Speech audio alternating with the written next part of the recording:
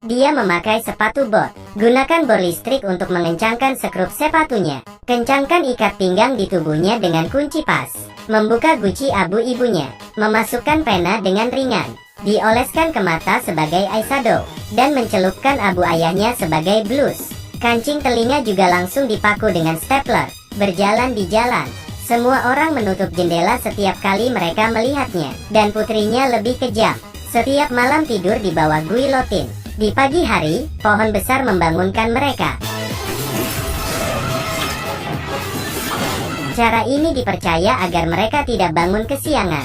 Pugsley sangat mencintai kakaknya. Menyapa kakaknya Wednesday dengan kapak. Wednesday juga menjaga adiknya dengan baik. Selalu mengubur adiknya hidup-hidup. Pugsley melihat ayahnya berkeliaran di halaman. Langsung menembaknya dengan rudal. Kemudian ganti dengan bom.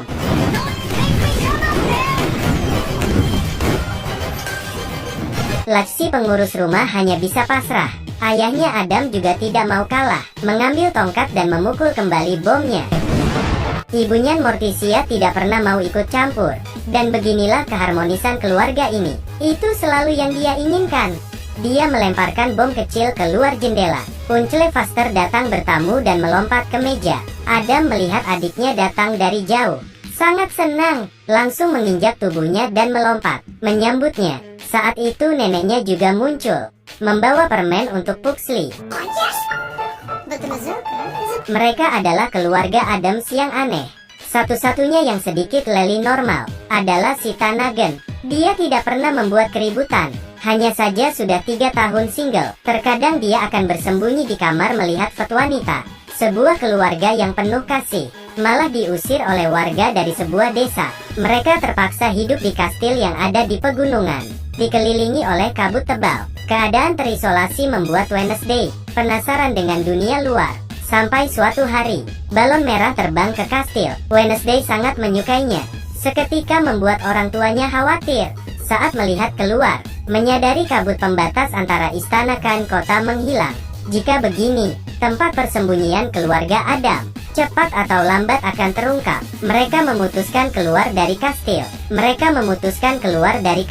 Agar penduduk menerima diri mereka. Pugsley meminum air dari mangkuk anjing. Ibunya melihat putranya tapi tidak menghentikannya. Bahkan meminta putranya menyisakan untuk orang lain. Ini membuat orang yang melihatnya takut dan kabur. Adams membeli kopi, membeli bubuk bekas kopi. Melihat orang menari, Faster ingin bergabung. Dia langsung melakukan battle. Tepat ketika keluarga Adam merasa penduduk kota tidak menerima mereka, seseorang bernama Margax muncul. Dia dengan ramah berbicara pada mereka. Ini pertama kalinya seorang penduduk memperlakukan mereka dengan baik. Keluarga Adams sangat senang mengundang Margax mengunjungi kastil. Karpet beruang kutub berteriak saat mereka masuk, dan si tangan kanan membawa keranjang buah. Margax merasa penasaran, lalu mengelilingi rumahnya.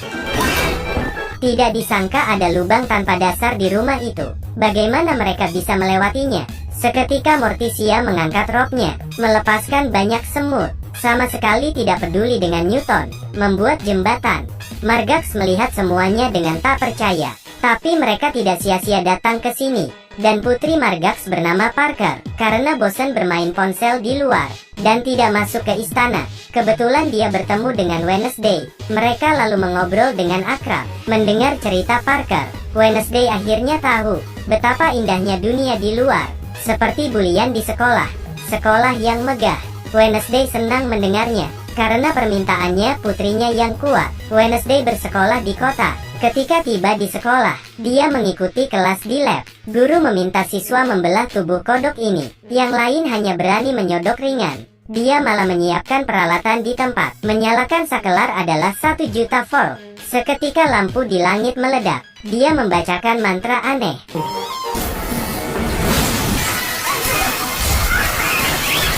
Kamu pikir kodok ini mau dipanggang? Kemudian, kodok itu tiba-tiba hidup kembali. Kodok yang telah mati itu bangkit berdiri. Mengikuti perintah Wednesday, kodok-kodok itu menyerang Bethany, membuat semua siswa berlarian. Saat itu juga, Wednesday menjadi idola para siswa. Bahkan Parker mulai meniru penampilannya. Margax mengira putrinya belajar buruk. Seketika langsung menyita ponselnya. Wednesday membantunya mencari ponselnya. Tidak sengaja memasuki markas rahasia Margax. Banyak monitor layar di sini. Parker melihat lebih dekat. Tentara Margax di rumah penduduk. Dia memasang CCTV. Saat itu Margax datang, melihat bahwa rahasianya terbongkar. Dia mengunci mereka di ruangan itu. Kemudian, dia sengaja menjelek-jelekan keluarga Adam. Penduduk yang marah, berlari ke kastil ingin mengusir mereka. Wednesday melihat ini. Jadi saya meminjam jepit rambut Parker dan membuka pintu. Keluarga Adams yang tidak mengetahui apa-apa sedang mengadakan reuni keluarga. Tiba-tiba sebuah batu terbang masuk, membuat mereka takut dan melarikan diri. Ternyata penduduk kota menyerang mereka. Tanpa diduga, mereka membawa mesin. Kemudian batu-batu itu terbang satu persatu, membuat kastil itu hampir roboh. Dalam keadaan panik, bocah itu menunjukkan keterampilannya, menangkis serangan dengan amunisi. Tapi rumah ini tidak tahan lemparan seperti itu. Dalam sekejap, atapnya perlahan runtuh. Lach melindungi keluarga ini dengan tubuhnya. Dalam keadaan kritis, Wednesday muncul dengan keren, mengarahkan pohon untuk menyelamatkan semua orang. Lalu si jari menjentikan jarinya. Pugsley dengan ketapel, melempar bom ke mesin. Seketika hancur berkeping-keping. Wednesday yang mengetahui rahasia itu, menceritakan semuanya. Penduduk mengetahui bahwa mereka telah dimata-matai. Perlahan menoleh ke Margax. Kemudian meminta maaf kepada keluarga Adams untuk menebus kesalahan mereka. Mereka berinisiatif memperbaiki rumah mereka. Keluarga Adams berhasil diintegrasikan ke dalam kota. Meskipun setiap orang memiliki kepribadian yang berbeda, cara hidup yang berbeda, tapi selama memiliki hati baik, semua orang berhak dihargai. Baiklah saya Aci, kita jumpa lain waktu.